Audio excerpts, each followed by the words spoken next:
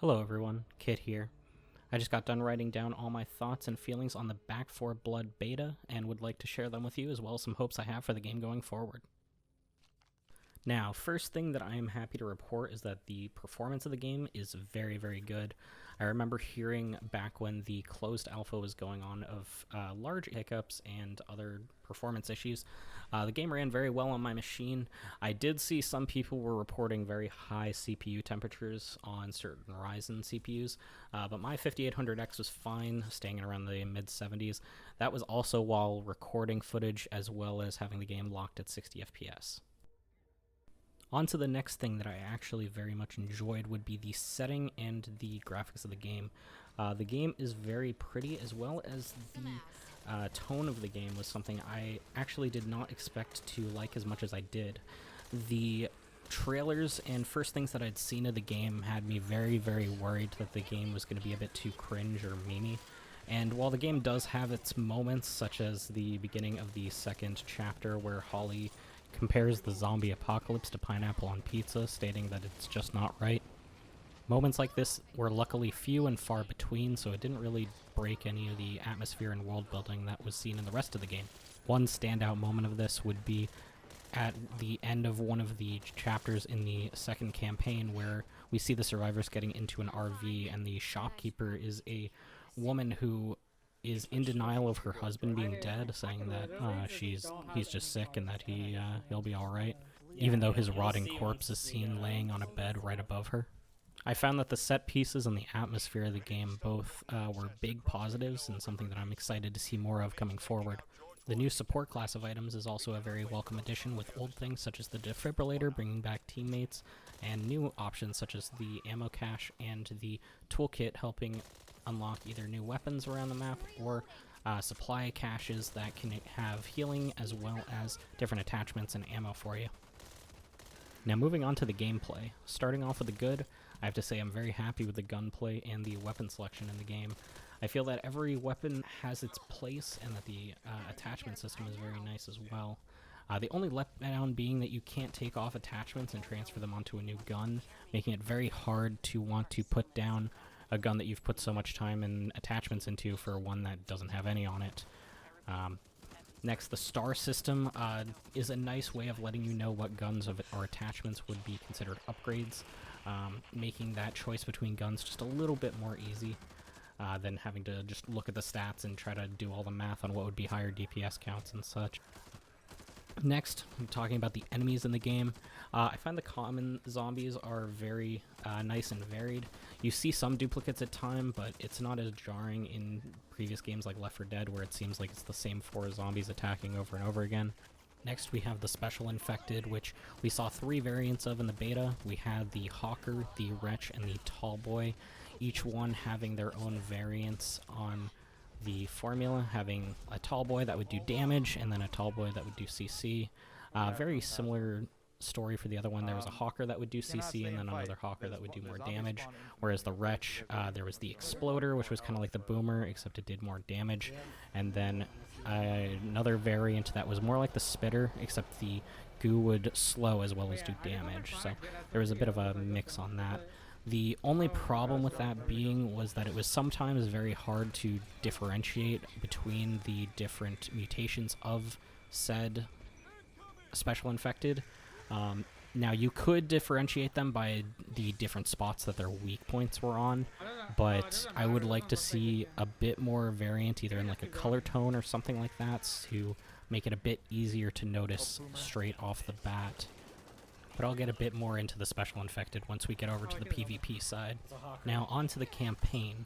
Now, we had 2 campaigns set out for us in this beta here. The first one being from the alpha, I believe, ending with the finale of planting explosives on top of this ferry and blowing it up so that we could basically get rid of a bunch of ridden nests. Secondly, moving on to this new one where we'd seen some pretty interesting set pieces, such as the cleaners building up a barricade system around a church, Nazi zombie style, destroying ridden nests in a neighborhood, and finally ending with the cleaners using heavy explosives in order to seal off a mine full of ridden. Both of the campaigns were very fun to play, as well as the happening card system, adding a bit of replay value. Even though me and my friends did have an issue with it at one point, there was a part where we had a challenge card to get to the end without alerting any of the birds or any of the other possible ways to alert the horde. But when we got towards the end of the level, it appeared that the birds had actually spawned in a choke point that we couldn't seem to find a way around. Now, we could have just been blind in that regard, but it seemed like the game kind of screwed us over. We thought we could just maybe like walk right through it, but it ended up just startling the birds and we got attacked by a horde anyway. Outside of that outlier, I did think that the random cards that were added chapter to chapter did spice up the gameplay and did add an extra little twist, especially with the extra amounts of money that they can give you for doing the side missions and such. That being said, I really did enjoy the copper system in the game, being rewarded for exploring with different things like throwables, meds, and attachments was a great motivator to continuing to explore around the levels. The fact that copper was shared was also very nice because it meant that everyone was benefiting from other people exploring around the level. Now, moving on to some things that I didn't like so much about the game. First thing, I'm not 100% sure if this was a bug or issue with lag on my end, but there seemed to be a lot of desync that was going on. I was noticing with my DMR, I would take a shot and my gun would shoot like 3 times for no reason, as well as other things with the melee and the bash being very laggy on my end, as you can see in some of the footage that I have here. I'm not 100% certain if there was an issue with my FOV or something like that, but it seemed like common were hitting from very far away, as well as my melee was also very long in comparison to what I thought it would be based on the FOV. Now, previously I had talked about the attachment system and how it felt frustrating that you can't take off attachments and move them onto another gun, which still remains true. I would like to see Turtle Rock look into having the ability to take off attachments in either just put them in your inventory or possibly just have it swap over when you pick up another gun. Another thing that I had a little bit of an issue with was the ammo counts. The game, you're going to be running out of ammo for, especially rifles, at least in my opinion, quite a lot. Which, at least for me, when I started using rifles, I ended up using my secondary most of the time. It just felt very odd and disjointed how rifle ammo could carry up to about 330, that being with a 10% ammo card equipped, whereas I would have like 600 shots of SMG and pistol ammo. Now, if you've seen any bit of the game on Reddit, you'll probably see many posts of the laughably stupid bots and how it honestly feels a bit unacceptable that they're even released in this state. They don't seem to heal, pick up guns, or really do anything but die in my experience.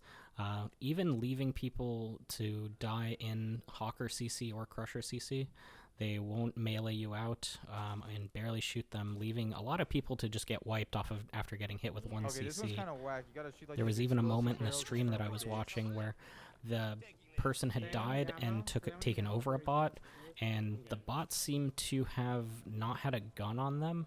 You see in the footage previously that it does have a gun, but as the person takes over, the gun just magically disappears. They only have a pistol and a frag grenade for some reason.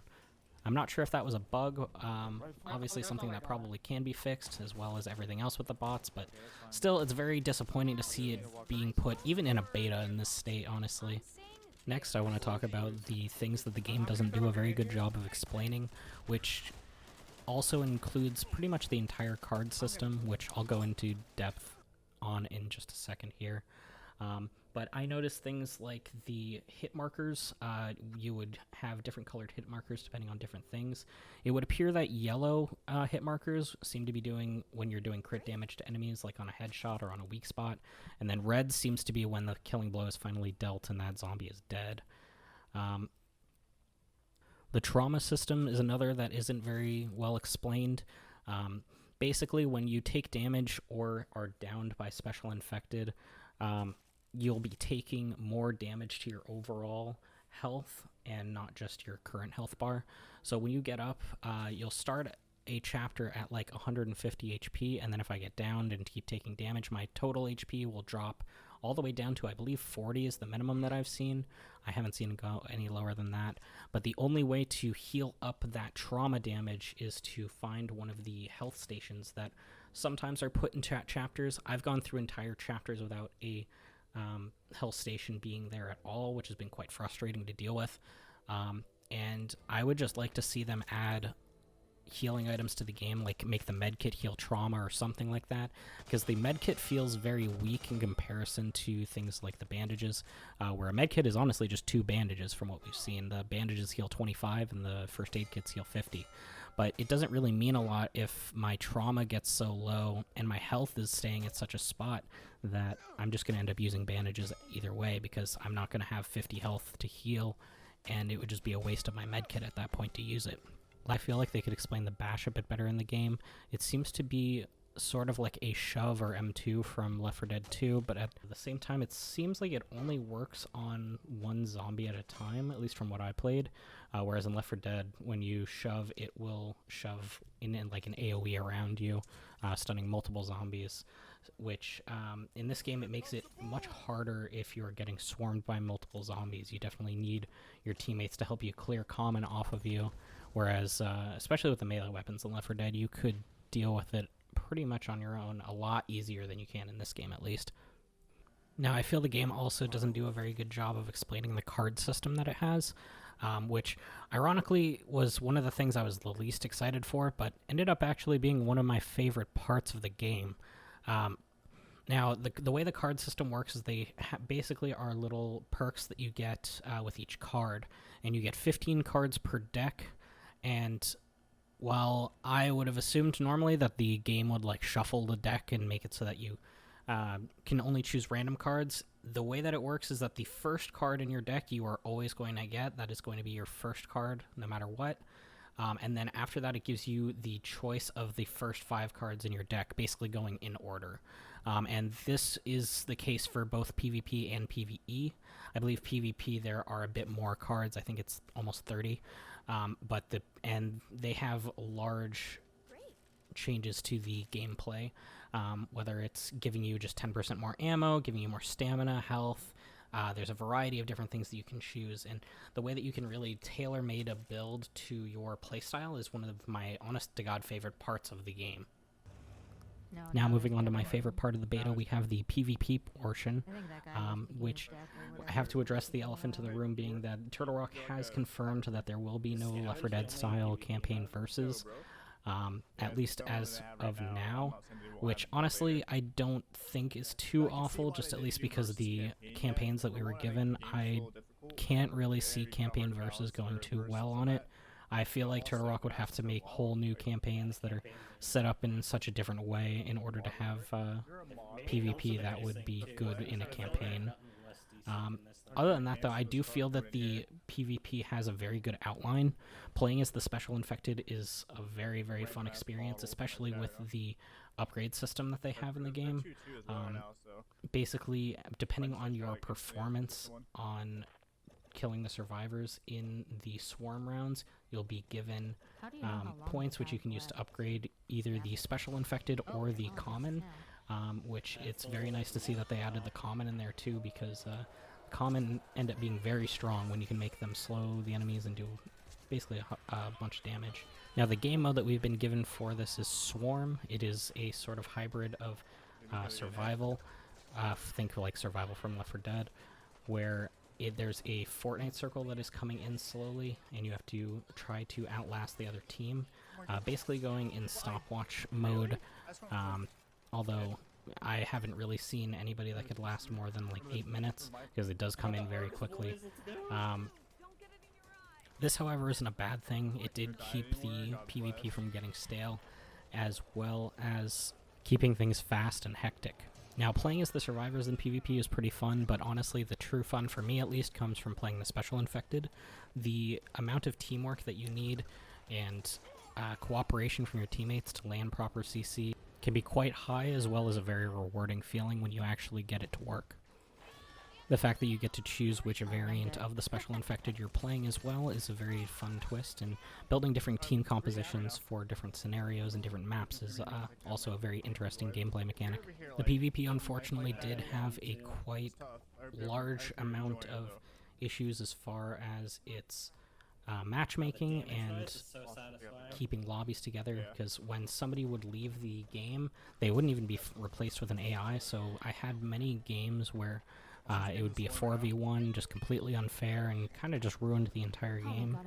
The fact that there weren't even bots to replace the people when they left was a major letdown, as it just kind of didn't have a lot to do after that happened. You just kind of had to roll the guy and then move on to the next. While I did find the Swarm PvP to be very fun, I do hope that Turtle Rock goes back on those decisions to add campaign versus and looks into a way to making it fun for everyone. I just hope as well that the community reaction to this doesn't end up driving the developers to stray away from the idea even further. I'm really hoping that Turtle Rock can take the next 2 months before the game's released to really polish up the game and make it the best that it can be, because I feel the game really has a great outline as far as the base mechanics and everything. I feel like it mostly just needs tweaks and game mode changes in order to make the game truly something special. So that was what I think about the Back 4 Blood beta.